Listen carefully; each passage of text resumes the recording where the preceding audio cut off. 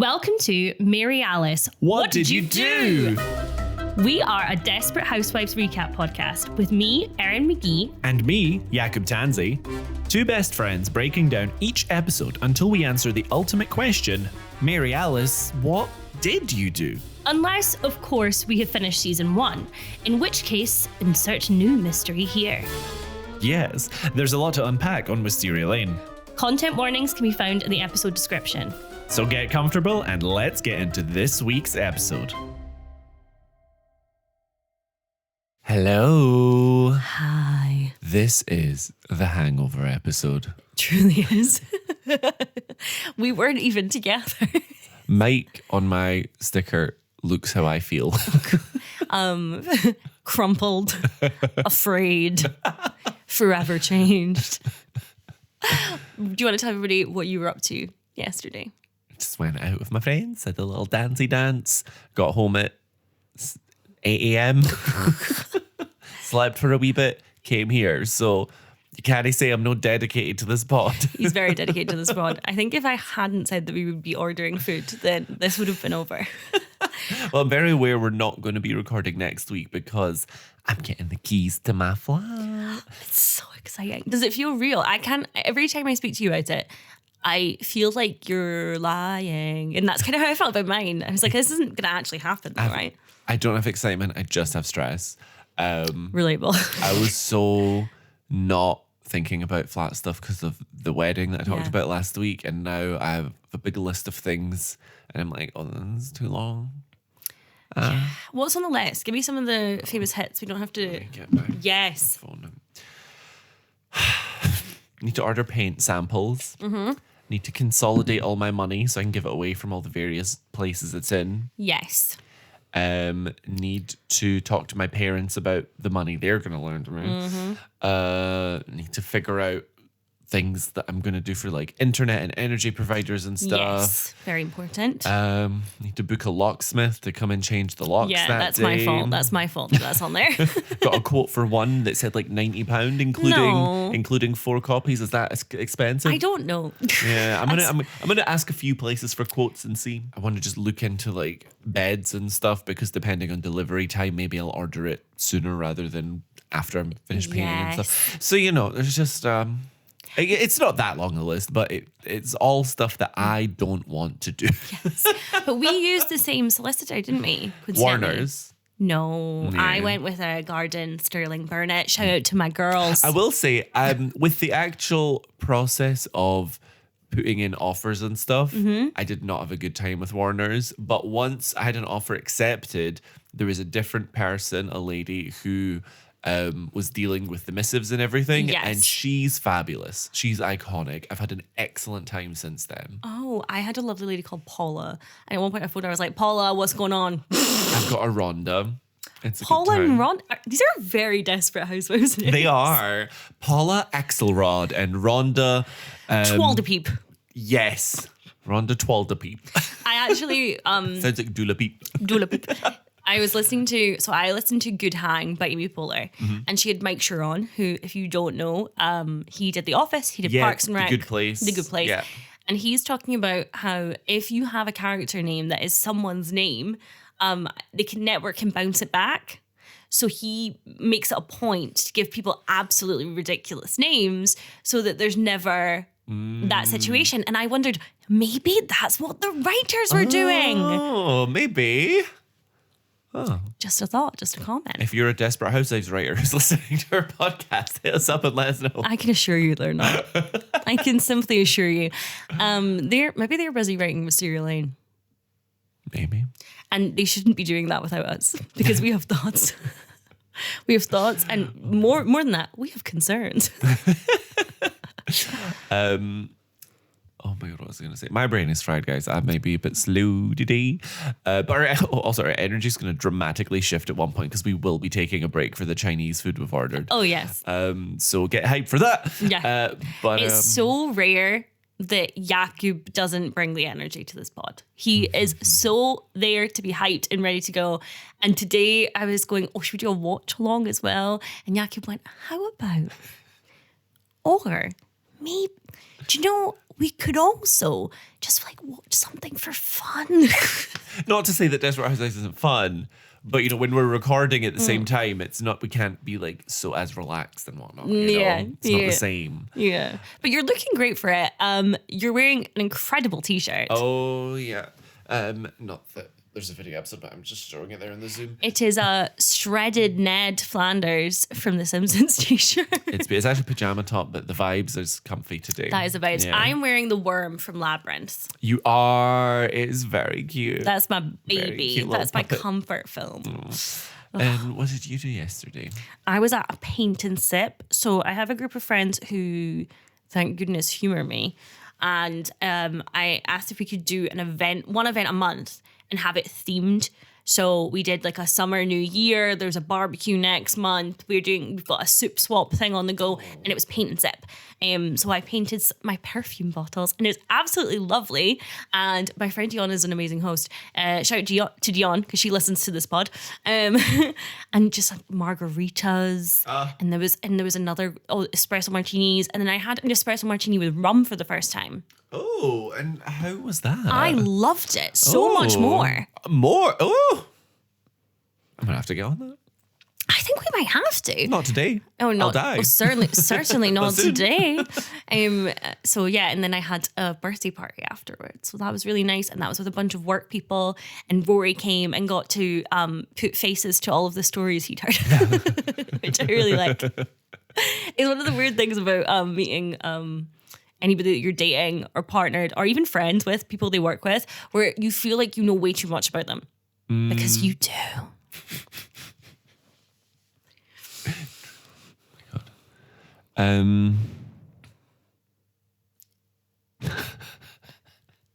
Please keep that pause in because it was the sound of a defeated man. Saw my gran yesterday. Woo! Former exam invigilator to us both, but that's where my link is to your gran. Love her. She definitely remembers you. Does she really? Well, I talk about you all the time when I'm catching up with her, so your name comes up enough. But she's giving me a little bit of money towards the flat. Very nice. Which she decided she wanted to give me in cash. So that's fun. When was the last time you had like a wad of cash? I've never seen this much cash in my life. I don't think. I was literally walking around the flat, like waving it like a fan, like, ooh, look at Did me. you put it on your bed and roll around in it a little bit? No, I was too scared to lose any. Oh my God, that's so real. But so yeah, I'll need to go to my bank and put that in now at some point. Yeah. But yeah, what I was going to say is the amount of cash that she gave me is the amount that is more than the amount that she bought her first home for, which makes me physically ill. That's going to make me throw up. I'm not going to do well with that. Can we time travel to like the 40s or whatever, the 50s? Sure, let's see how you'd do there. Well, do you know what? I'd be a homeowner and I'd be having a lovely life in my private home. Married to me, probably. We'd have an arrangement. It would be fine. Yeah. There'd be a business transaction.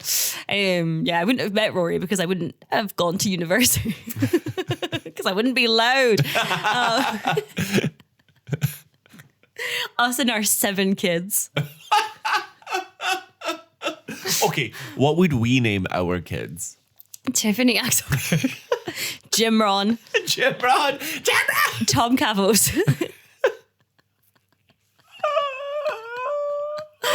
Tim Dugan. Tim Dugan. You have to pronounce it that way. We'd put an accent in there to make it the case. Who else is randomly in this show? We should have been keeping a running list of all the names, quite frankly. Yeah, I mean, I rattled off a fair few. You that did. Just I'm proud left of you. Quite an impression of. Oh my God. Oh, well. Will we get into the episode? Let's get into the episode. So this is season 2, episode 15. Thank you so much. And it's definitely an episode all about doing favors. Thank you so much for putting up with me in this episode. Thank you so much. And it's also the Valentine's Day episode. Which bothered me an unreasonable amount that it was one episode away from 14. And I'm like, why are we not making 14 a regular Valentine's Day episode if we're doing that? Why 15? Come on, if it was folks. like episode like 3 or episode, like 21 or whatever. It's like, sure, it's not close enough. We can't rejig the story. But come on, guys. Come on, guys. What also made it worse is there was absolutely no reason for it to be Valentine's Day in this episode. It wasn't needed. Truly, because Susan and Jim Ron and Carl and Edie are all out for dinner and Valentine's Day. But it's like, they could have just been out for dinner. Yeah. It didn't need to be Valentine's Day. It could have been like a 1 month anniversary for one of them and like a year anniversary for, Anyway, let's do it.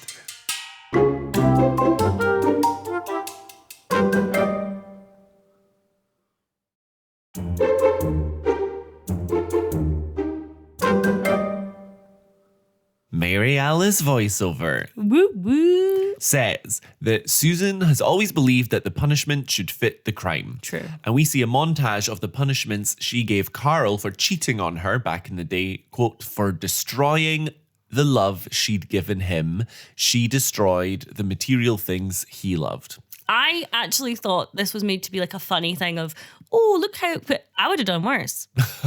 So yeah, Susan got rid of what? His like golf clubs, trophies, suit, shoes, etc. What are you targeting if this is you? Oh, I can give you a real world example, but I'm going to have to bleep and change though. This That's is fine. not who this person is. And I'm going to change a lot of things. That's fine. It'll give us a vibe. Someone was very horrible to someone that I really love. Someone who I feel very protective over, is what I will say. And I found their private Instagram, I found their license plate, and I looked up when their MOT was due and realized it's not until like next week. And I messaged her saying he's not smart enough to renew it in time and he will definitely drive without it being MOT approved. So if he harasses you again, I'm going to phone the police. Slay. And that was I wouldn't say it was a minor offense. I actually thought it was really horrible what he did, but I will say it was nowhere near the level of an affair. I'm ready. I think if someone ruins my life, I don't wish you the best. I don't, it's like, oh, karma will get them in the end. Yeah, because I'm karma. And I'm going to get them. Well, in present day, Karl-ma is impressing the seriousness. Karma is my boyfriend. Karma is a god. Karl is impressing the seriousness of the insurance fraud that they are planning for. We all remember the Wandering Spleen. Yeah. It's like Susan Myers, the curse of the Wandering Spleen. Wait. Last night at pre-drinks, someone mentioned a spleen. I can't remember what the context was, but I immediately was like, right, what is that? What is a spleen? Do you know? Does someone know? He couldn't answer. He couldn't even point out where it is. No one knows what the spleen is. I'm telling you, it's a conspiracy theory by Big Doctor. Don't mansplain to me. Man-spleen? That's what I said. I just thought you said mansplain, and I was like, all right. No. Oh, buckle in, folks. We're in for a good Maybe time. we should be hungover on the pod more. I don't think I can do that to myself. I also don't think that's a good precedent to set. So Julia Vampire Slayer is also there, and she's stressed about the parental aspect of it all and sort of worried about going through another messy divorce, even though it is just a sham wedding this time around. And that's fair, given that she recently walked in on them having had sex. And also, this feels like this episode of Julia Vampire Slayer where they're trying to remind us that she's also just a girl. Yeah. It's like, she's fighting vampires, but also she's just a young girl. She's just like you and me. She's just like us. So Karl wants his grandmother's ring that he proposed to Susan with the first time around so that he can have it cleaned. But Susan, unfortunately, threw it out the window of her car along the highway somewhere many, many years ago. Unfortunately for Susan, Mary Alice tells us that Karl-ma also believes that the punishment should fit the crime. And so cut to Karl overseeing Susan with a metal detector on the side of the road. That had me in hysterics. When she's like, I think there's snakes. I was laughing so much. Just the sight, the cut to her with the metal detector is so good. Couple things to say. Yes. It's only 3 years post-divorce for Susan and Karl. Did we know this? Because wasn't the whole thing like Susan hadn't had a date in forever in season 1 Like it had been years and years. Well, forever is subjective. Yeah, but I don't think that's that long. It kind of implied that she had dated people after, like, I'm sure season 1 was kind of saying that she dated a couple of people after Karl, but she rarely dated. And we're on season 2 now, so it must have been in the first year, unless it was a really long divorce process, I guess, but I can't imagine it would be. The timeline. Yes. I really liked Bitter Susan. And again, Karl and Susan are just fun together. I don't miss Susan and Mike right now. I honestly forget that they were ever a thing in this season as a whole. The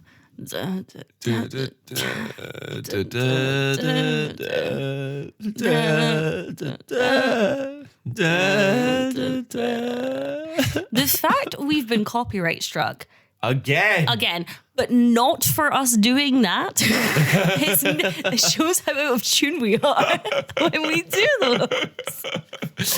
Oh my goodness. So we've combined Brie and Lynette for this episode. They're very intertwined. Yes, and it's not a great episode. Okay, it's not a great episode for their friendship. No, but it is an interesting episode. Yes. So we hear it was a tradition at Leonardo's Bar and Grill that an hour before closing time, a waiter would sing a selection of ridiculously depressing arias, which I felt like was Mary Alice's commentary on that. I don't think she was stating that as fact. It's not how they advertise it. No.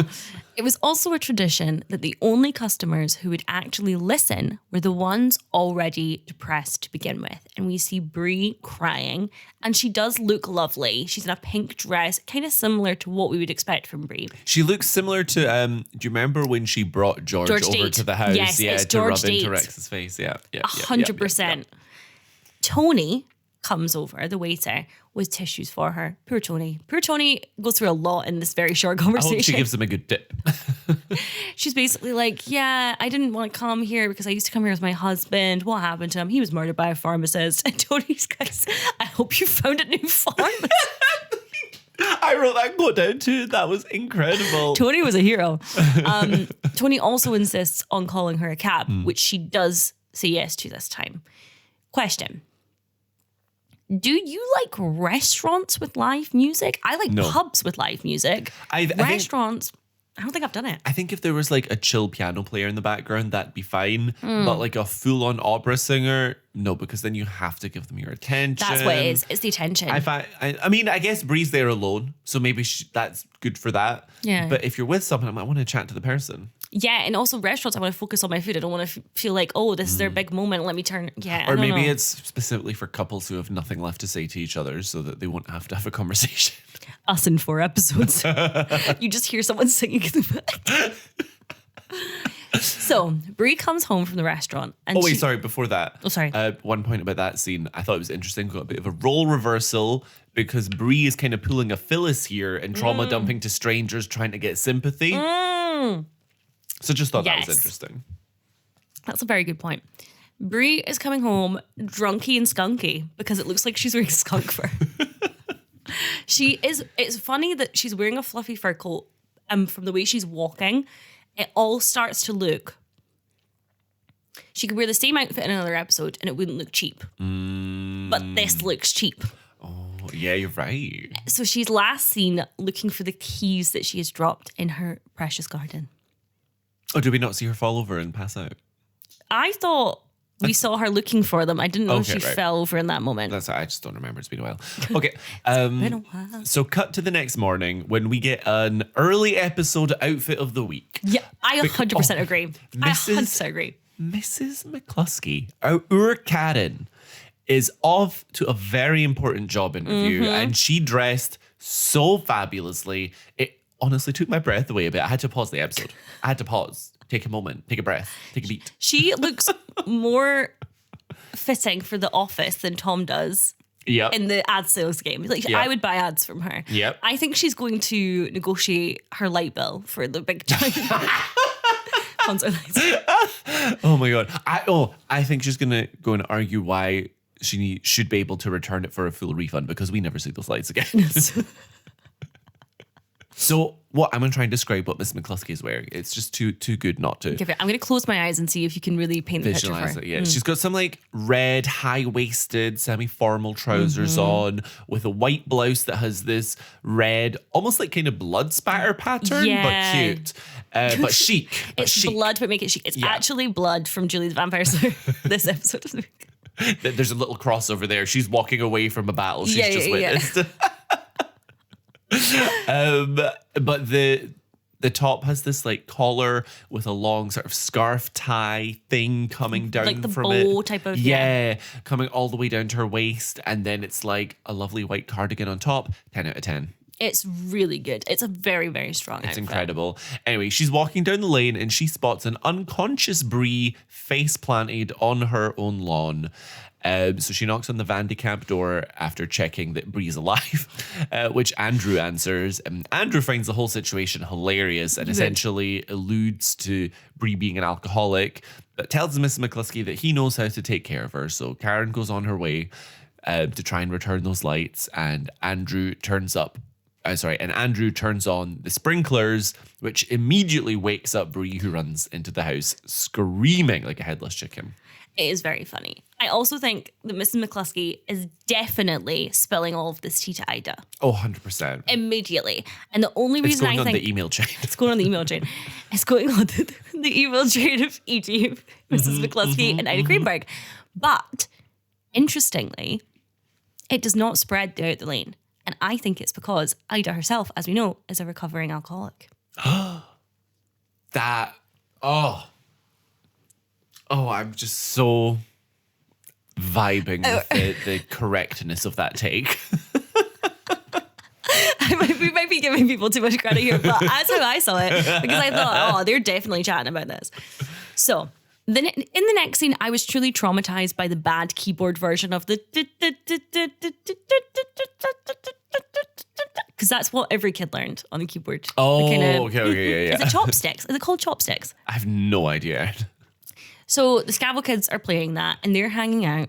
Mrs. McCluskey comes over and she asks the children she asked Lynette about the children's allergies because she's babysitting. Lynette is surprised by this, but Tom called her. Lynette takes Tom aside and she's not pleased in the babysitter choice, even though Mrs. McCluskey's wearing her best outfit. Mm-hmm. I genuinely thought that was a little bit of a touch where I thought she's tried to look nice. Yeah. I was really sad for Karen in this episode. It hurt my feelings a little bit. Lynette thinks that the kids will kill her. But Tom says it's just the twins and Penny. But the good one is the good one. And the good one's not there. Tom pops out of the room and says, "My wife has something to tell you," and runs away. Which is fair because this is Lynette's issue. I really loved it and respected it. They tickled me this episode, the two of them. Yeah. But Mrs. McCluskey leaves after Lynette dismisses her and says, "Tom was right, the door was very thin." And we now know that she heard the entire thing. Mm-hmm. And yeah, it hurt my feelings. Yeah. I do think there's a degree of Lynette is thinking, sometimes I have to take care of this woman because we know from previous episodes. And now giving her that is too much responsibility. But I also understand Ms. McCluskey is probably like, this is me returning the favor. This is me, it's making the community mutual. Yeah, I was just sad because I thought we'd moved past the Lynette versus Karen rivalry. Yeah. So I found it kind of annoying, but I understand it for plot purposes and from a, will she be able to handle the twins' perspective? But Lynette could have handled it better if they were on good terms, I think the thing is as well, I don't know, how old do we think Karen is? Well, she lasts the whole run of the show, so... 28. I'm going to say she's like in her 70s. Yeah, because I don't know if I would comfortably... Yeah, I think she's meant to be in her 70s.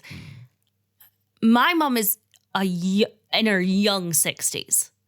And I don't think I would give her 3 children to babysit all day.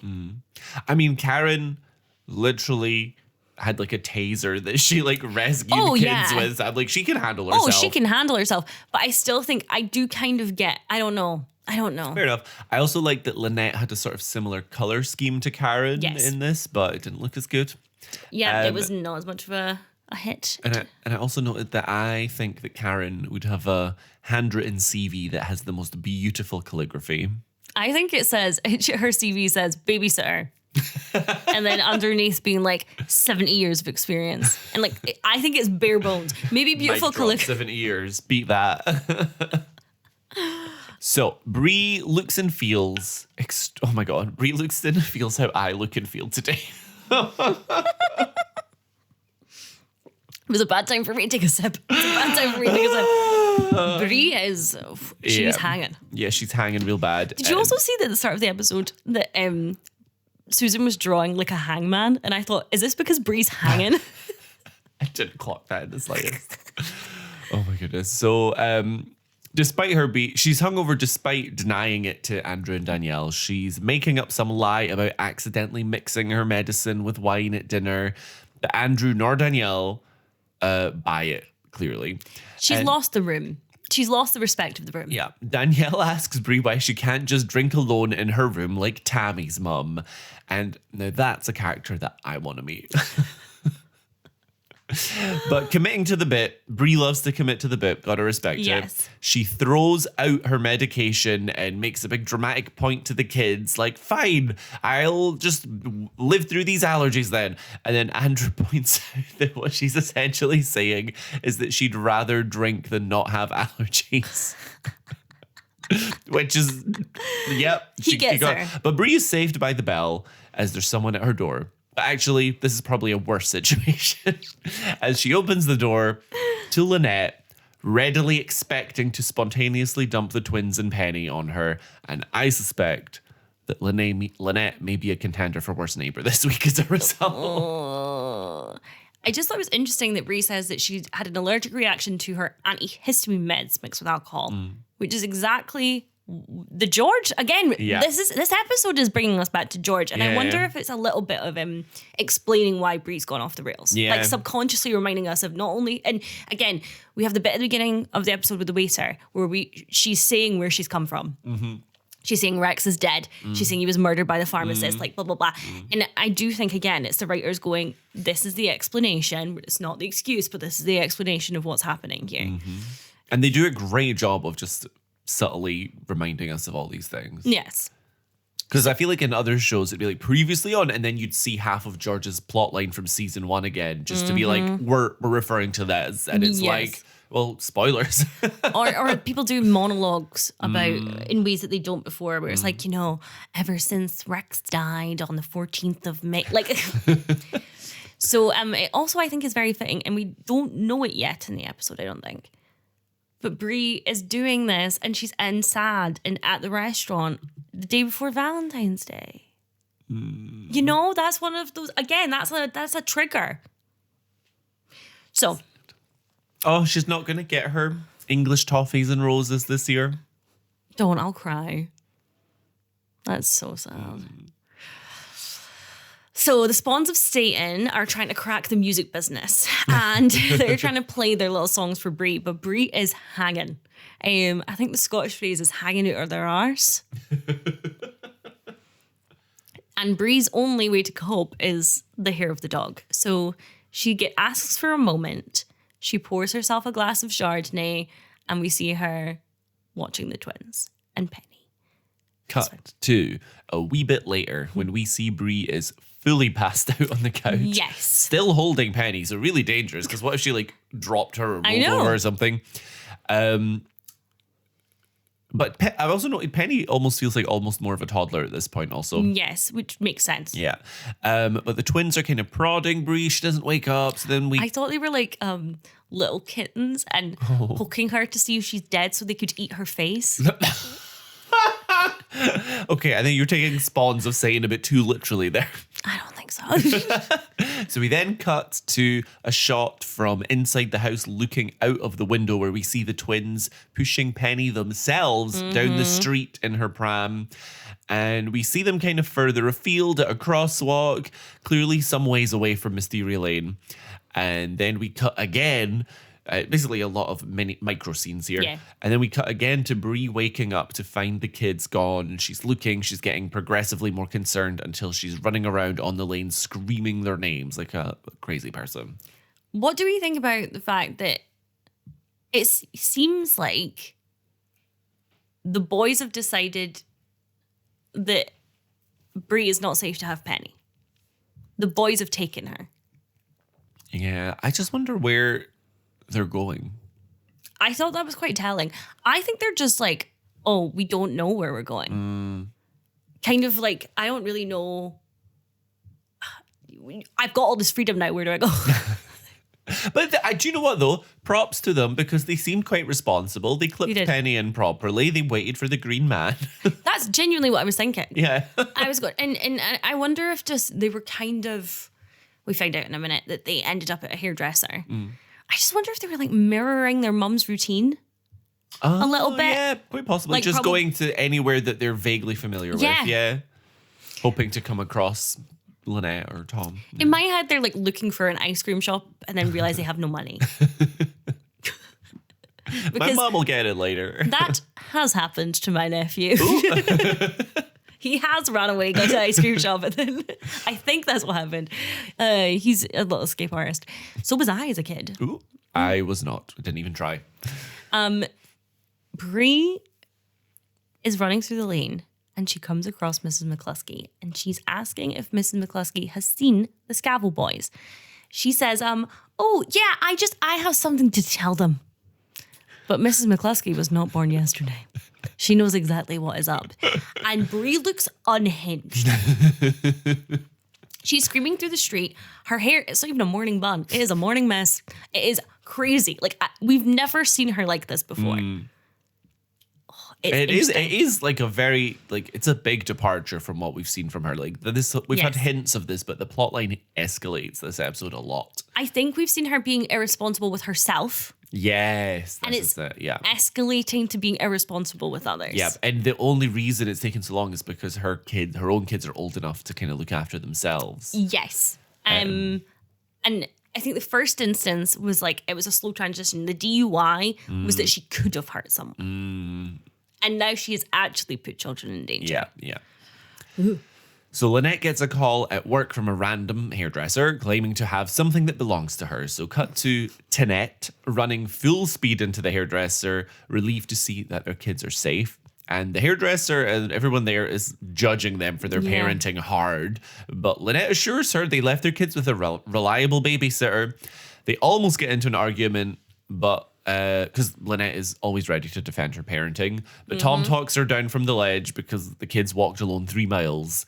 It's like an hour and a half. Yeah, so they don't have a leg to stand on. No, I really like their dynamic this episode. It's Lynette great, and Tom. yeah. It's Lynette going, and Tom just kind of pulling her back. I think they work well together. I think any couple works well together when it's like their opposite qualities balance each other out, you know? You need a push. Yeah, we hear about this a lot in sitcoms. You need a push and a puller. You need a dreamer and a realist. You need a yin and yang. Like, it's that kind of, otherwise, what's interesting?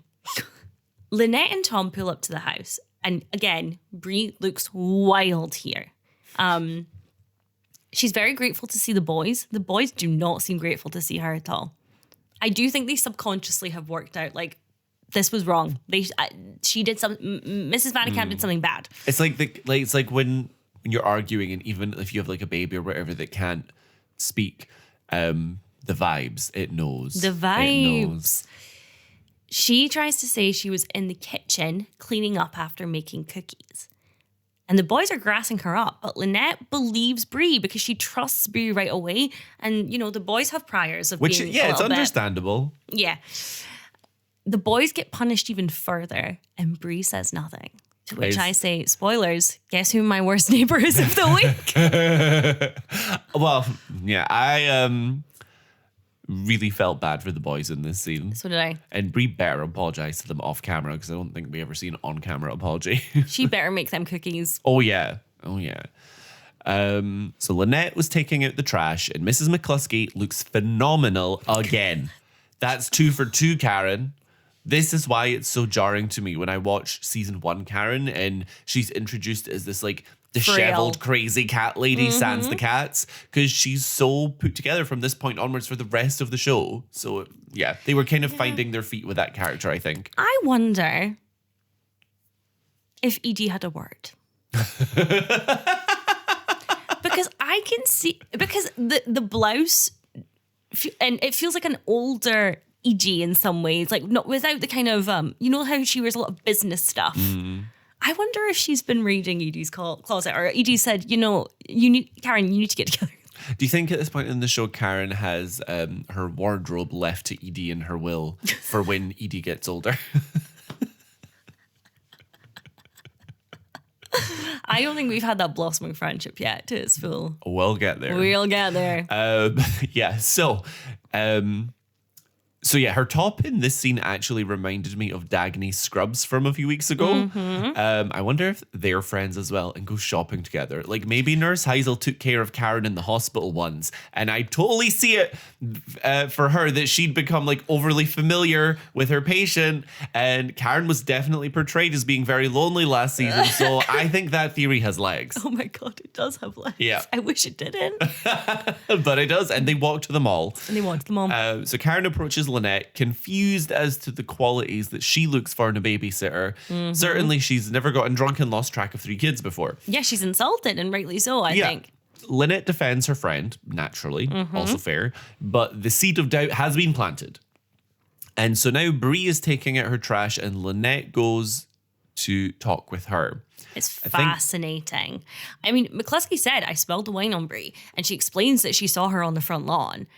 This episode, I think, is very, very well written. Yes. Down to the fact that we see something with the bins later, and Lynette taking out the bins, like everything. They put the work in this episode, people. Yes. This is an interesting moment for me. Yeah, so now Bree's taking out her trash, and Lynette goes to talk with her, still confused as to how the boy sneaked past her, getting Penny into the pram and everything completely unnoticed. And we also hear all of the glass bottles at this moment in Bree's trash bags as she's putting them in the bin, which is a great little detail. It's a really nice detail because, again, it's the doubt. It's the what is that? And I love that, as usual, Lynette is super to the point, some people would call this confrontational. I think it's just very direct. Yeah. And like, here's the situation. I've heard this thing. Is it true? And she's not going to anyone else. She's not trying to plant any seeds with anybody else. She's gone straight to the source. Love. Yep. So she asks Bree very directly if she was drinking when she was watching her kids. Basically realizes what's happened. But Bree is still going on about these antihistamines, and then gets extremely defensive when Lynette questions if she has a problem, eventually even putting the blame on the kids, who she owes an apology to still. She still owes them cookies. Yeah. So it's interesting that this arc comes after Lynette's own experience with addiction, and presumably being aware of some of the signs of it, or the early signs of it. She just gets it right away. And I do think she comes completely from a place of love with this arc. She could have hit the absolute roof and be like, you are irresponsible, you are this, you are that. I think her own experience with addiction and the way that Bree treated her through that has given her this forgiving nature, this grace. I really enjoyed Lynette's response. Yes. But at the same time, it's not enabling in any way. Yes, and equally, actually, since you're referring back to Lynette's own addiction and stuff, there was the scene earlier when the kids are playing the piano and going crazy and Lynette has to get the drink. It had the same frantic energy of the scene where Lynette has suicidal ideation and that like dream about Mary Alice and stuff. So definitely parallels there. Yeah. But Bree's having none of it. She walks away feeling offended. And so Lynette starts to count the bottles of wine in Bree's trash. And we transition into our closing monologue. But we'll get there. Ooh. Yeah, she says, on any given day, how many glasses of wine do you put away? And Bree realizes she can't answer that question. Oh, it's so hard. And I think this sounds so silly, but I think if you are addicted to something like wine. Brie thinks she's just, it's a classy thing. I'm putting this in air quotes. It's a problem of the rich, it feels in some ways. It feels, I think to her, she's like, well, I'm not taking this drug. I'm not doing this. So it's fine. And it's not. No. Right, let's get into the youngs. Ooh.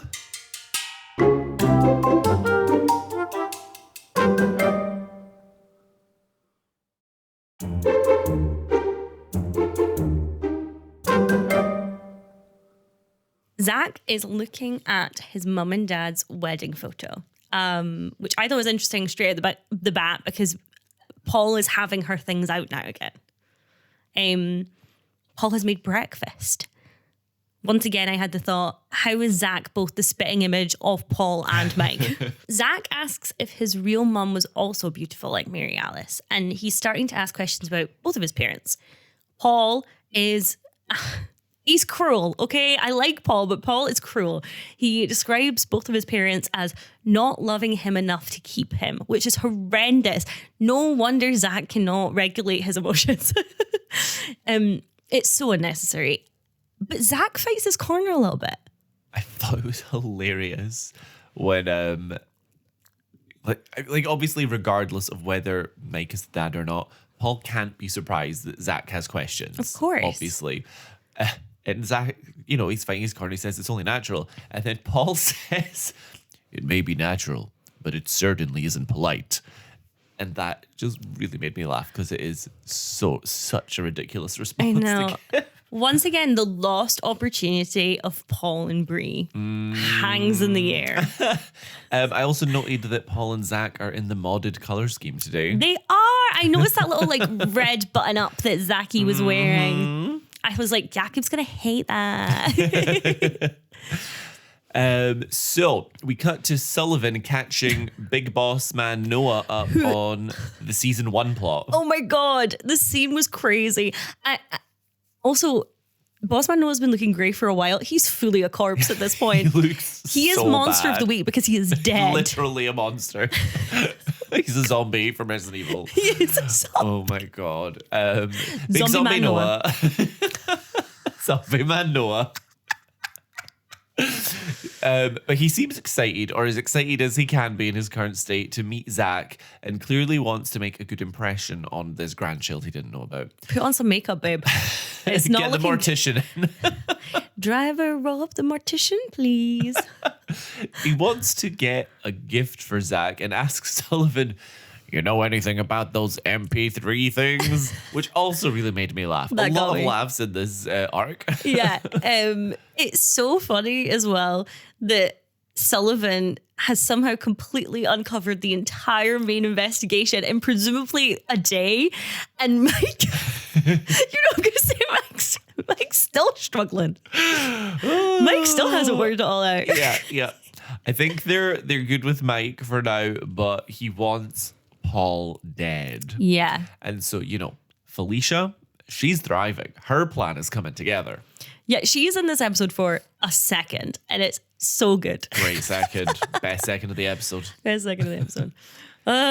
Paul shows up at Mike's door and tells Paul about Boss Man Noah, Zombie Man Noah. But Zach is listening in the entire time. Zach has a history of eavesdropping, and they are full volume speaking, so that's on them. Yeah, that is on them. And basically, Mike is making it very clear that Noah wants to see him, but Noah is not a friend of mine. Didn't like it. Wish I hadn't said it. Mike wants Zach and Paul essentially to disappear. Which then leads to a line that just reveals everything, which is, you'll never see your boy again. Dun dun dun. Dun, dun, dun. Daddy drop. We finally, Zach finds out for sure that Mike wasn't just being weird bowling by himself and then trying to tag along. That's really, the bowling was what he wanted to answer this whole time. It was unresolved. But also, Mike has been, in some ways, a positive man influence in Zach's life. And so he's probably like, why didn't you tell me? This is like, we have a good thing going, apart from that one time that I like held your girlfriend at gunpoint. But other than that, we've been vibing. We went bowling. I'm avoiding talking about the next arc. Can you tell? I'm like, anything else I can say just to not do it.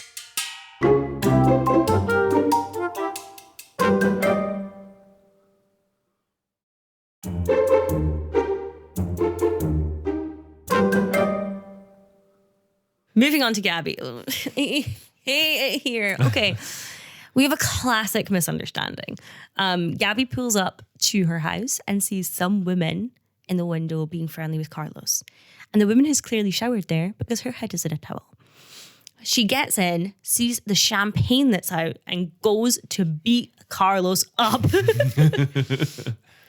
But surprise, Carlos is not having an affair. He is hanging out with Gaby's mother.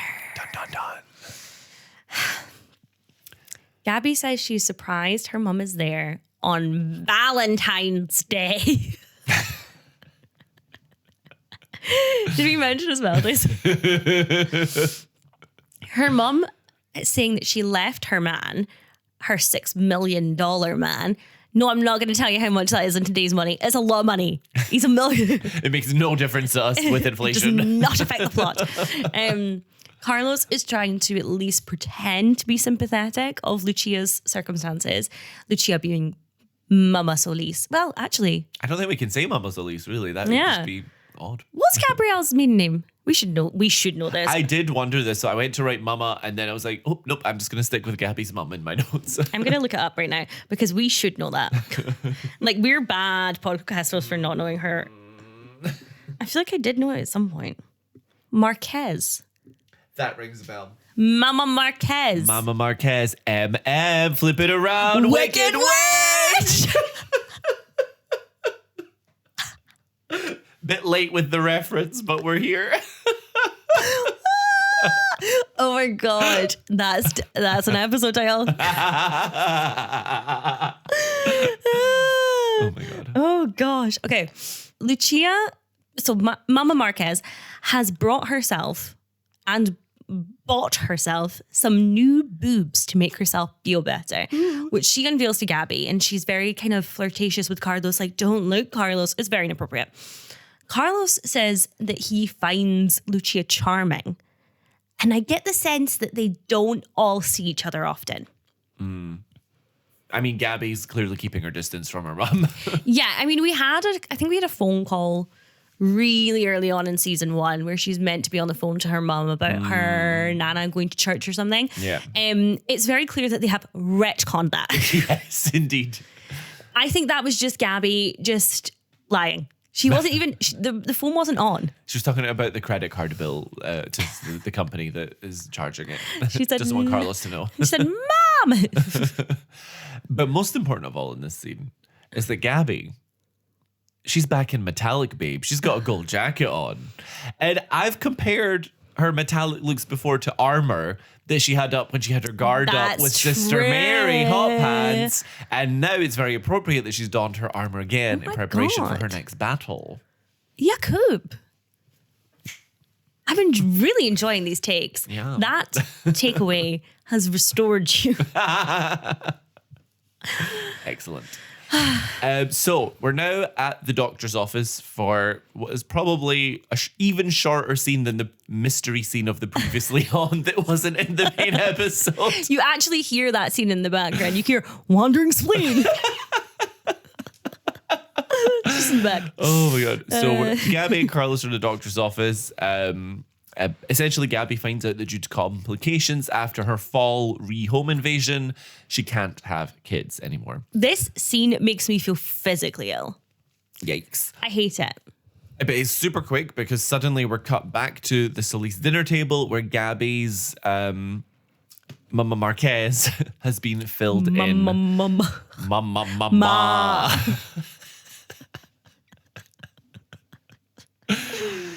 Carlos is so down in the dumps that they can't have kids the traditional way, and it's just very unsupportive of the news Gaby just got. Again, it's like this woman has dealt with a miscarriage and has been told that she may not be able to have children on her, presumably her own children and her own body on her own, that kind of way.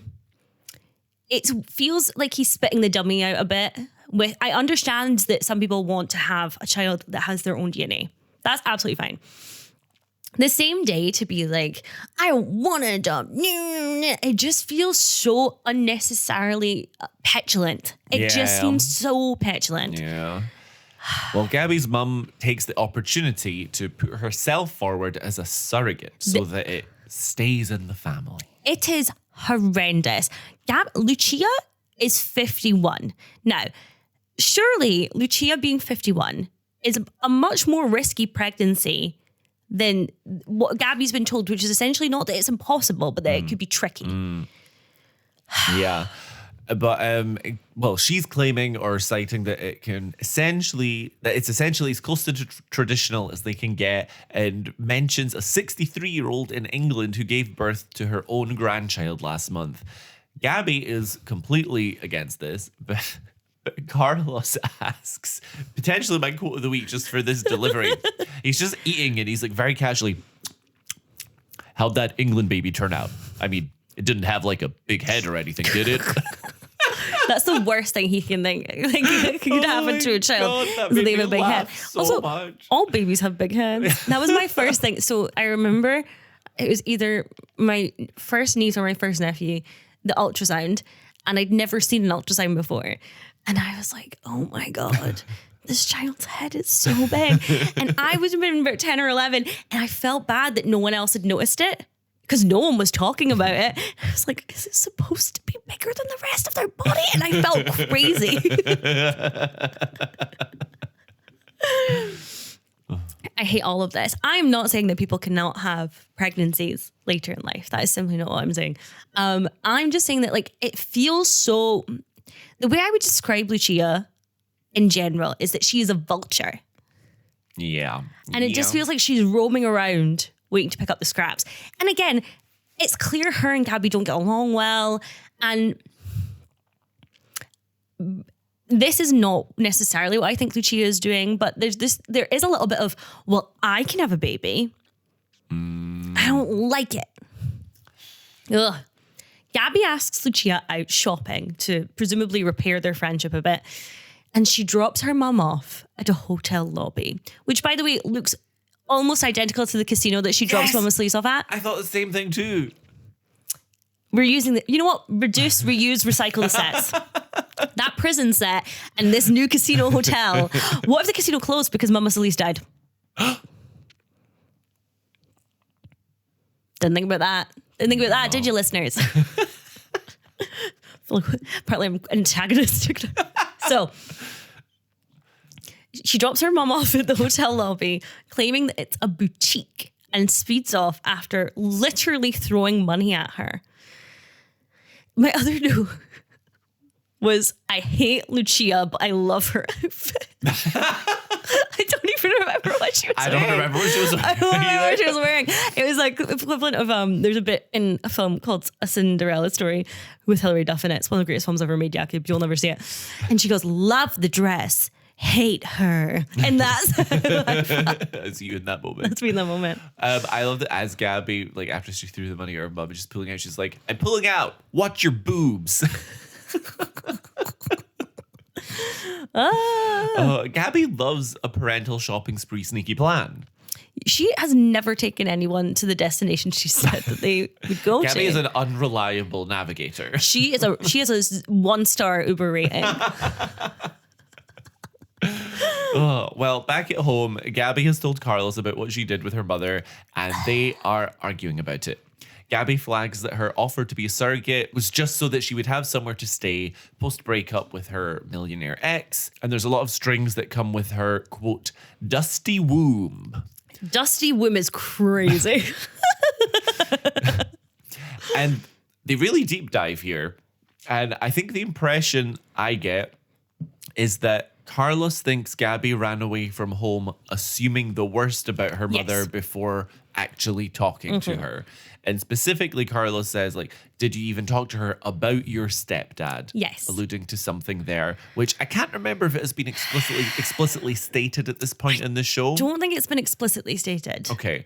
Well, Gaby claims that her mother must have known what was going on. It really gets quite emotional, explaining that essentially she was scared her mum wouldn't have believed her, which would have hurt more than anything that her stepdad did to her. Yeah. And I get, on one hand, this arc is going to be very hard to judge because Carlos annoys me, because I think this is not your place. This is not your call to make. On the other hand, as her partner, I can see him thinking, you have this wound because you think your mother won't believe you. And Carlos, hand on heart, thinks that she will. Yeah. And and so he's thinking, this would be so healing for you.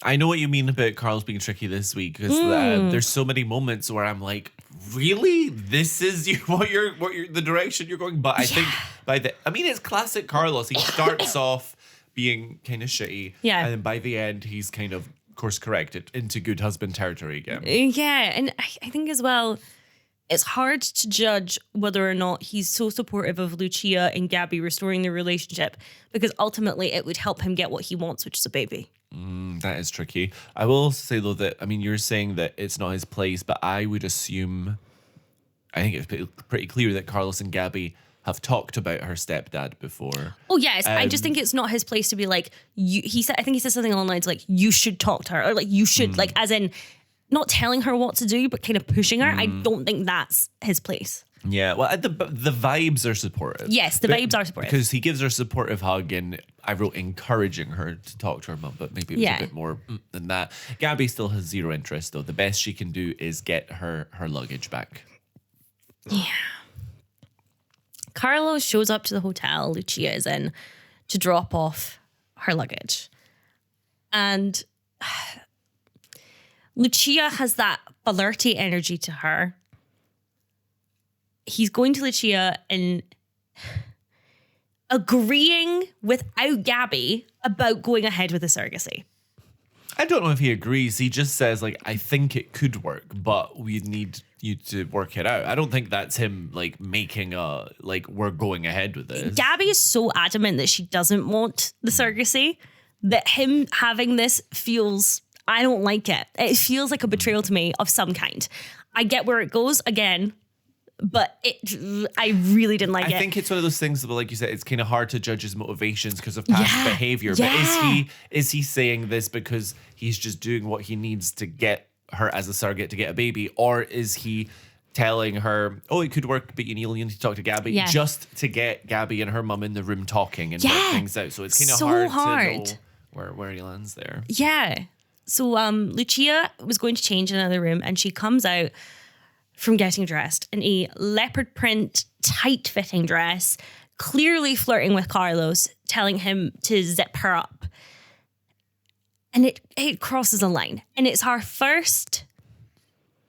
We've seen her flirt a little bit with Carlos in the beginning, and you kind of brush it off as a viewer for the first time. Here it feels malicious. Here she is alone in a hotel room with her son-in-law. She is being inappropriate. Lines are being crossed. And it's like the switch flips. Carlos brings up that Gaby and Lucia should work out some of Gaby's issues from childhood. Which, again, it's so hard. I'm not saying there's a right or wrong here. Carlos being the person to bring it up and saying what was done to Gaby, I don't know. I don't know if that's appropriate. I don't know if... Yeah, it's so hard. It's so difficult to weigh in on. I personally think that Carlos's intentions are good. Yes. Because I think the show would have done something editing-wise or whatever to just show that he had different motivations had that been the case, you know? Oh, yeah. I think his motivations are definitely in the right place. I'm more trying to, like, weigh in on whether or not that's an appropriate thing to do. It's one of these things where is there a right way to go about Exactly. it? You know? Yeah, exactly. So it's just difficult. He mentions about Alejandro and that he assaulted Gaby. And Lucia immediately goes into, I was aware that they had sex, but it was Gabriella who seduced him. And Carlos puts in, an immediate switch. It's like his eyes darkened. You see this wave of understanding and realization float through his entire face. It's a lovely performance. Horrible scene, lovely performance. We learn the truth of Lucia, if you will, that she thinks Gabriella was the one who needed to be forgiven by her, that Gaby stole her husband, that she seduced him because she was jealous of her mother. And it is horrendous. And she is smiling as she is saying, believe me, no one got raped. And it's honestly, it's not even yikes soup. It's yikes on a bike. Yikes on bikes. Yikes on bikes. Yep, yikes on bikes. They're going fast. Zoom, zoom. Yikes on bikes. Watch out. Get out of the way. Oh. So Carlos comes home to Gaby, who's waiting nervously to kind of find out how it went. Yeah. And all that Carlos says is that he dropped the luggage off and left. And then he kisses Gaby and comforts her, telling her that they should look into adoption. Yeah. That blood isn't everything. And yeah, this is where I just noted that classic Carlos starting off shitty, but realizing the error of his ways by the end of the episode. Yes. And of course we get the double meaning behind blood isn't everything. Yeah. And again, I'm sure in this scenario, there's people who would think he's right for this or wrong for this for not telling her. I think that this is the kindest thing he can do in this moment. Or at least I believe that's his motivation behind it, that the kindest thing he can do is to just not tell her and let her keep that Schrodinger's cat of maybe my mum would support me. Speaking of cats. Is my kitty here? She is. Where is she? Hi, miss.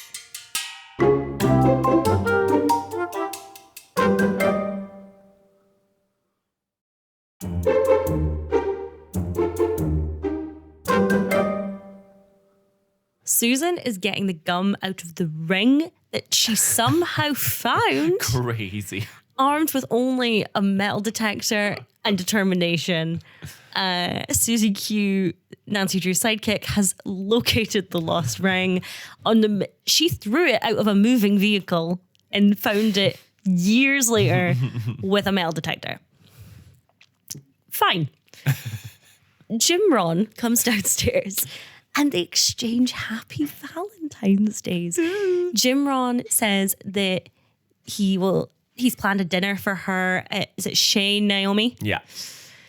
And he can even move her surgery to Wednesday, as a Valentine's Day gift. But sadly, Susan has a wedding. Hers. When Jim Ron pushes her about this, she claims that Wednesdays are the new Saturdays. And it's very clear that Jim Ron knows nothing about any of this. I have been to a wedding on a Wednesday, so there's that. Yeah, well, this is, I think that the economy was not That's true. what it is now.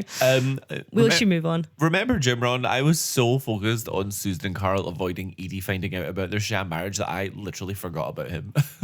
We all did, Jakub. We all did. Yep. But yeah. So Julie, our girl Julie, is here. And she is actually being quite supportive of the whole thing. And she tells Susan that Susan is a good person. She's going to take the found ring to Karl. And Susan says if Edie catches her, that Susan expects Julie to swallow it. It's just very good. It's just a very good scene. Very fun. Indeed. And you know what? We've not had bad mom energy from Susan in a while, and I think Lucia's really stolen that title for the season. for the rest of millennia. Yeah.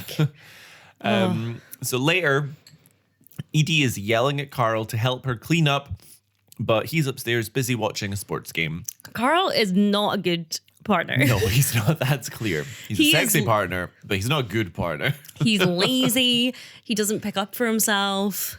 How much money can he realistically be making to have this type of attitude? Not enough, I fear. I agree. I have a weird feeling that him and Edie are quite financially similar. Yeah. She's going to have some big commissions on those houses. But he's like staying at her house. He's not really contributing anything, you know? It's very true. And they both just bought that The condo. the ski somewhere, condo. Yeah. The ski condo, is that what it is? I don't know. I feel like It doesn't matter. She was skiing. He mentions that they also have a reservation at the Valentine's restaurant from season 1, Shay Naomi. I've been calling it Shez in my head. I know it's Shay, but I'm like Shez. Sheza. So we can see where that's going. Where's it going? To a very classic rom-com situation. Yeah. And as Edie is cleaning, she stumbles across Karl's briefcase, which is so conveniently wide open, placed in the middle of the room with the ring and prenup on display, which is a frankly wild choice from Karl. I know. He's supposed to be better than this, but also Do we think he's potentially trying to get caught? Yeah. I think so. I think so. I think he's completely clouded. Minimum, he's clouded by wanting to get back together with Susan, and just isn't thinking about Edie at all. Totally. Obviously, Edie has made the assumption that Karl is planning to propose to her. As she would. So her demeanor suddenly changes and she lets Karl sit back, relax. He's had a tough week.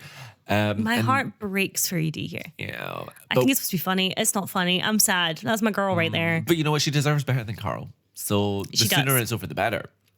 But we get a lovely transition, actually, when Edie says you've had a tough week, and that's when it cuts to Bree babysitting the kids. Yeah. But obviously, we've covered that already.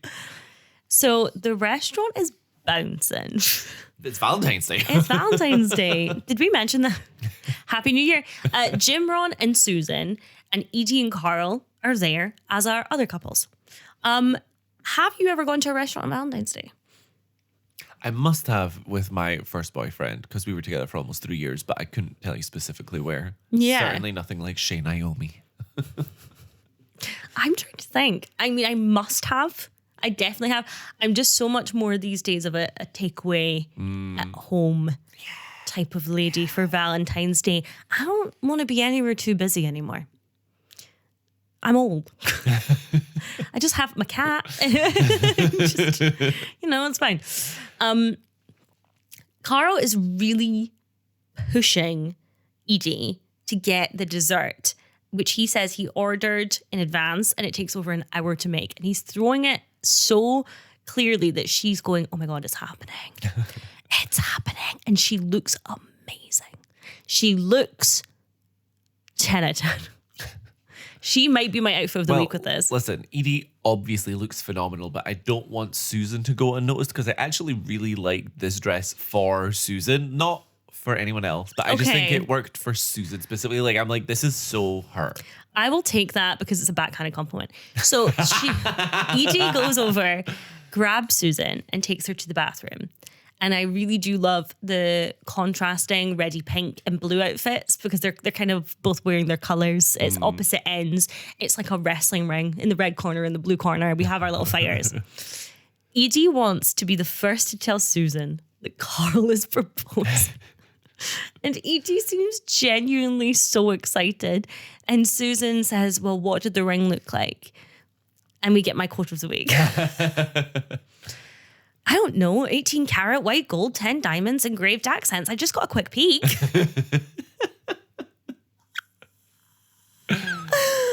I love her.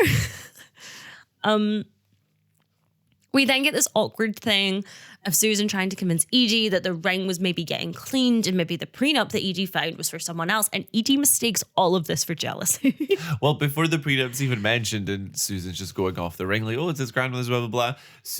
Edie gets genuinely emotional. Like, there was a prenup. Yeah. Like, I think that's genuine emotion from her. And it's hilarious. But also I think Edie's protecting her assets. I think she would find it quite romantic in a way. Yeah.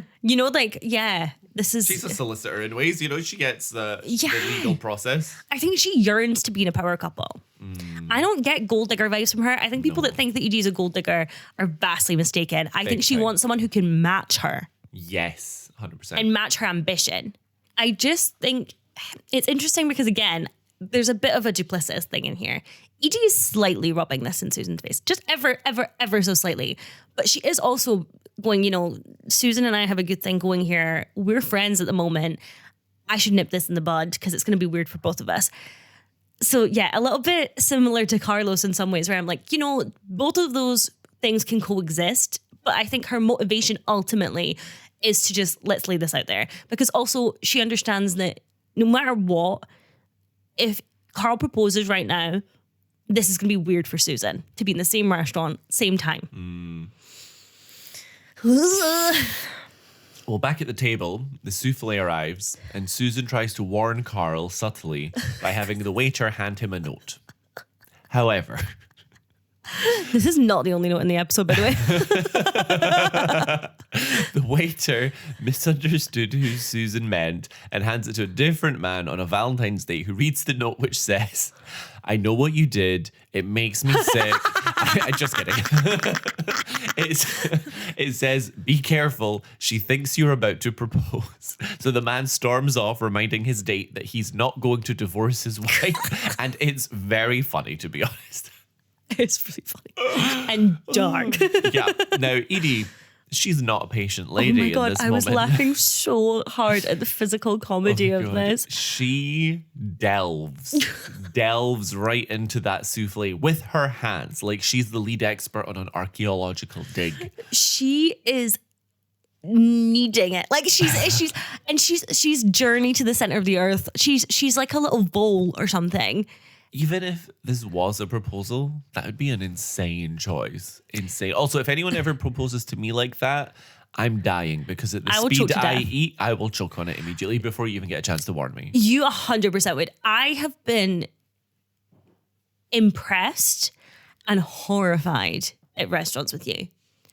Never embarrassed. If anything, I have wanted to turn around a couple of times and be like, yeah, he's with me. See that guy? See that? Yeah. The waiter is putting it down, being like, this dish is gone. Gone. Doesn't matter. Next. Not a concern over here. But in any case, Karl is confused and Edie is disappointed. That's the scene. Next scene. Psst. Psst. I got another nice callback. Karl is taking out the trash. It's trash day. Oh, Wisteria Lane. And Susan's just, psst, psst. Are we meant to believe that she's just waiting outside on the off chance that he'll take out the trash so that she can talk to him? Is that what we're believing? She's done crazier things. This scene is wild. So anyway, Karl explains he's turned his phone off. Susan explains that Edie found the ring and the prenup. And Susan, still in this conversation that she's having with Karl. I know what you're about to say. She still calls her boyfriend Dr. Ron. She refuses to call Jimron by his government name, Jimron. Even, like, the fact that she's not saying my boyfriend Jim, but she's still calling him Dr. Ron. And then Karl, and I know the reason. The reason is that if she said Jim, everyone watching at home would go, who's Jim? Who are we talking about? But it's still insane. And yeah, Karl parroting back, being like, so Dr. Ron. Like,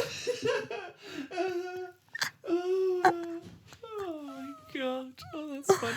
It's wild. So Karl is saying, despite everything, he wants to go through with it all. He wants to go through with the marriage to Susan.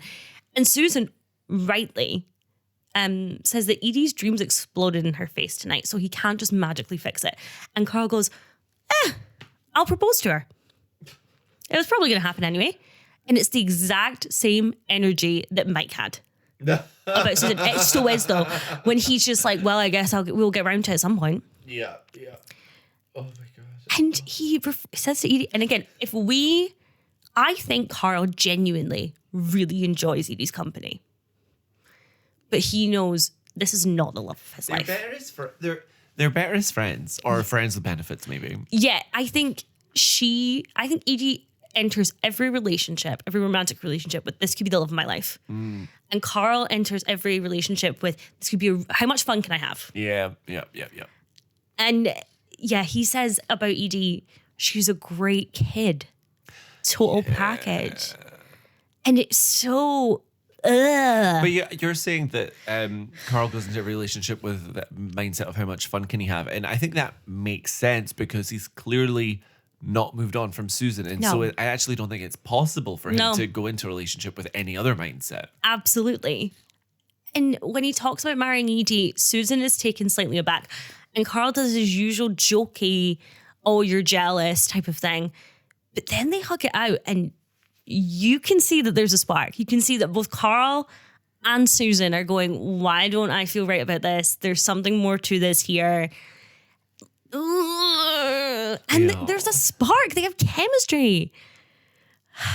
I also just think, Karl, I think, feels he genuinely messed up with Susan. And if he can't get her back, then I think he believes that he'll never find that kind of love again, which is probably why he's so resigned to settle, which is clearly what he's doing with Edie. Yes, I think there's a certain type of man who, in fact, no, there's a certain type of person that really, really messes up with someone wonderful and goes, if I couldn't make it work with them when they were so wonderful, I'm never going to be able to make it work with anybody.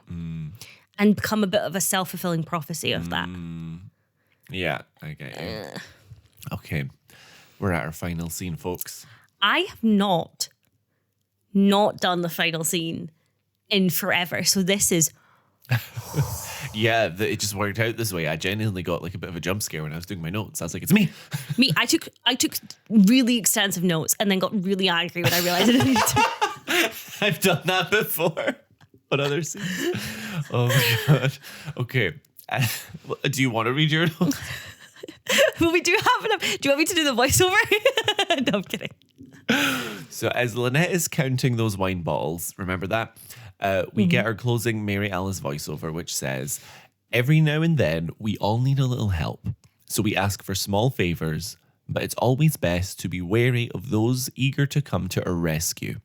And we see Susan and Karl getting married in the courthouse by the most creepy celebrant ever, who tells them to kiss in what sounds like a threatening manner. It's terrifying. Do it. Go on, kiss her. Use your tongue. Use your tongue. It's so like, you now will kiss the bride. And it's so starkly different than the officiant for the gay marriage. Yeah. But I mean, it's almost like the celebrant is like, oh, I know you all are up to something with this, so kiss your wife. It's just... Yeah. Anyway, Mary Alice continues. And they do kiss. Oh, he does kiss the bride. Yeah. They are now wed. Again. Mr. and Mrs. Cousin. Mayor. No, Cousin? Karl and Susan. Oh. Mr. and Mrs. Cousin. It sounds like I'm from Wisconsin. It doesn't. I'm so sorry to anybody from Wisconsin. But cousin, it's like, it's got like a little... Ooh. Sure. Yeah. Yeah.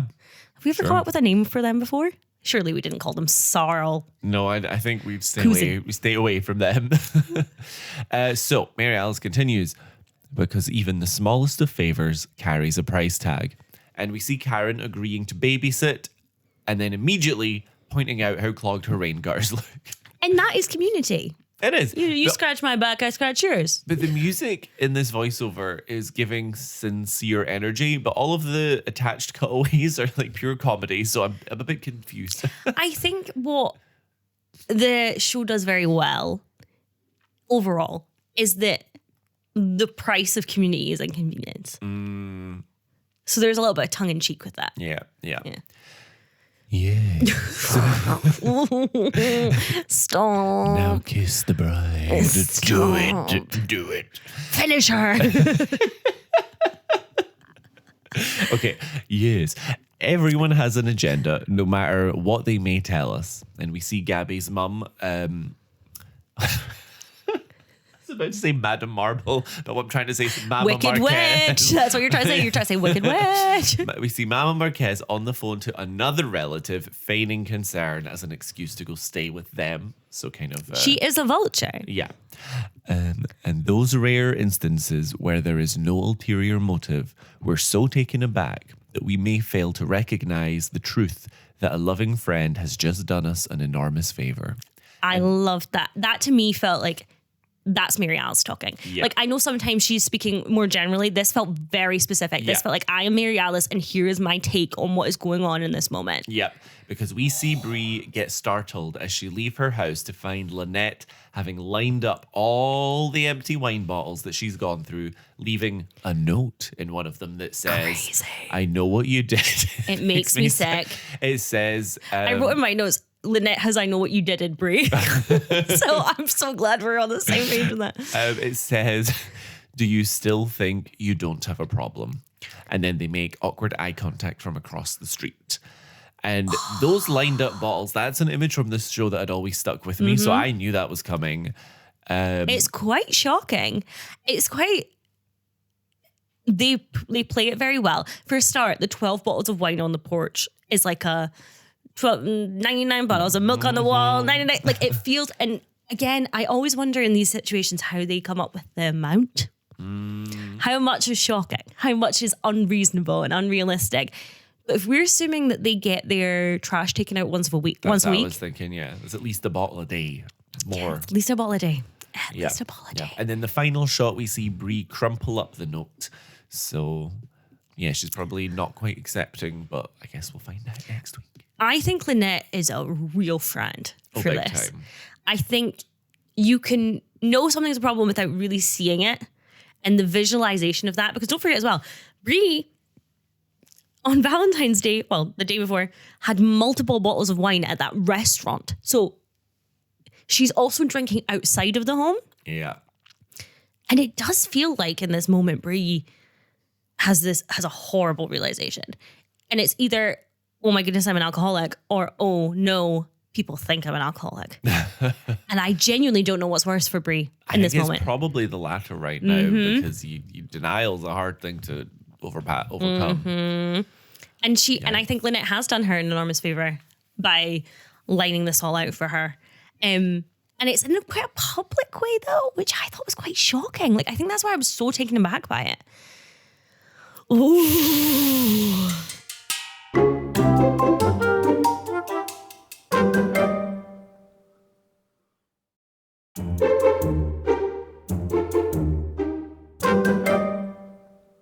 Worst neighbor for me, it's Bree. I'm sorry. I just feel like Bree's bad behavior was more bad mom energy or like monster of the week potentially, but I felt like in terms of like neighborly things to do or bad babysitter energy, but in terms of like neighborly things, I was just so like Lynette just dumping the kids spontaneously without any concern as to what Bree was doing. That really pissed me off. See, I guess I saw that more as like a friend in need as opposed to a neighborly thing, but I completely take your point. It makes sense to me. The monster of the week is Lucia. Oh, big time. And I hope she burns for it. I hope Julie gets her.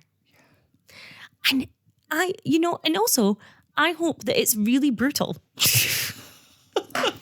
I'm just going to say that. That episode of Julie the Vampire Slayer is rated 15 for gore. So, that was controversial at the network, but they agreed to it. And I don't know I think we spoke about this earlier, and I mean season 1 maybe. But now we have this thing of Gaby as a minor was assaulted. Mm-hmm. Self-fulfilling prophecy again. Is that the right term there? No. What's the term I'm looking for here where it's like a cycle? Yeah, like a cycle of abuse? Yes, that's what I'm trying to say. Yikes. I forgot all about John the Child Garner, thank God. They don't let us forget him long. I don't think he's in it this season though. I think I see him as like the ghost of Christmas Past in the show. He just pops back up. Every time you forget him, you're like, you sir. Husband rankings. Okay, well, we start with Karl. Well, he's a husband now. That's true, but are we ranking him as a husband to Susan? I'd say Susan. I say we've got to follow the rules. We've got to follow the template. Okay. Husband ranking to Susan. This is tricky because he's doing what he needs to do so that she can have the surgery that will save her life. But his motivation is much more personal, and he's also just manipulating her in doing this. So it's kind of tricky. And she also has feelings for him. So then it's I don't think Susan has feelings for Karl. I think she does in this moment. I think she's like, why does this hurt me so bad? I disagree that I took her energy in that moment to kind of almost recognize Karl's energy and push it aside and sweep it under the rug because she knows that she can't afford not to go through with this. I'm going to give Karl for how he is.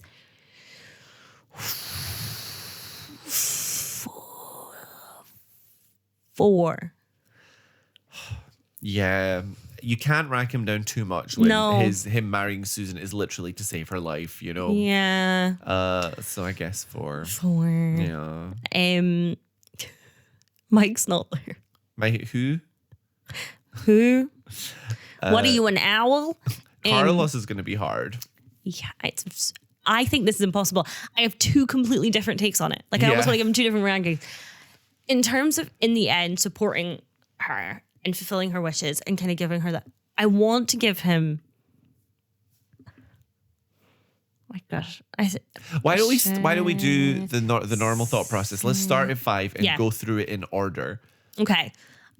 So the first thing was that they found out about the whole doctor at the doctor's, and he was being very petulant, as 4. you said. 4. You've gone down. Okay. Then he was a bit pushy about Lucia doing the surrogacy, even though Gaby didn't want that. 3. Then I would say he has that conversation with Lucia and is trying to mend a bridge there. But there's before that, he's trying to get Gaby to talk to her mum. And so where's that coming from? Was that pushy? Was that genuinely coming from a good place? I'm staying on 3 at the moment. Okay. So then he talks to Lucia. I'm going to say 4. And then the final scene, I'm resting on 6. Yeah, I was going to say 6 because it's got to be 2 points for that ending. Yeah. Okay, 6 for Carlos. Woo! For Tommy, Tom, 5. I don't know. I was going to go higher. See, well, then this is where it gets tricky, right? Because do I think he's a better husband in this episode than Carlos is by the end? I don't know. No, I disagree with that because you can't. I love that I said I don't know and you said I disagree. No.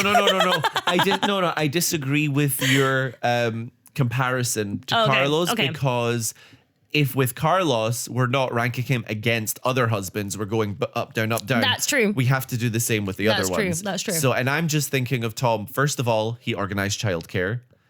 For Tom, big win. No, but to me that's average. Yeah, so I'll hold that at 5. Then we see him, support Lynette and kind of talk her down a bit at the hairdresser.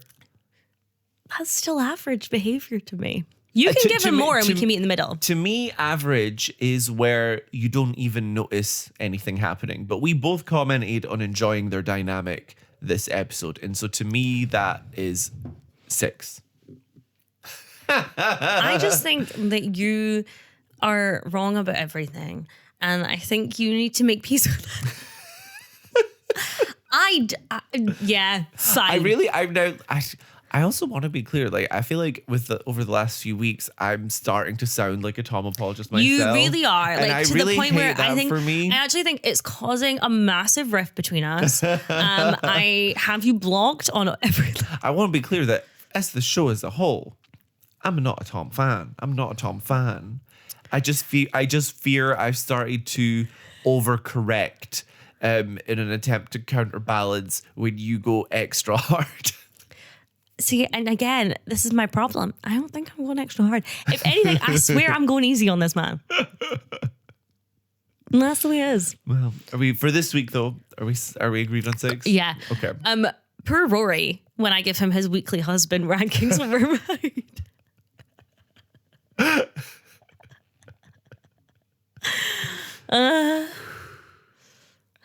Scene. I'm going back to bed, folks. And that's a wrap, folks. He's been a Tom apologist. I've been wonderful and never done anything wrong. Both of us have been desperate. Are you okay? Yeah. Are you broken? Yeah. Are we same, still babe, on? same. We're still going. Oh, okay. Why are you still listening, Desperados? What are you doing? Sure, call it the Desperados for listening. Thank you so much for listening. Thank you to our wonderful patrons. And until next time. Stay desperate. Okay, I guess. Bye. Bye. Thanks for listening to this week's episode. Be sure to check out our Instagram for visuals, behind the scenes content, and more. You can find us by searching for Modded, that's MEWDYD. Or just search for Mary Alice, What Did You Do? This podcast is brought to you entirely by us, Erin McGee. And Jakub Tanzi. If you're enjoying the show, don't forget to leave us a review. It really helps us out. Join us next time for another episode of Mary Alice, What Did You Do?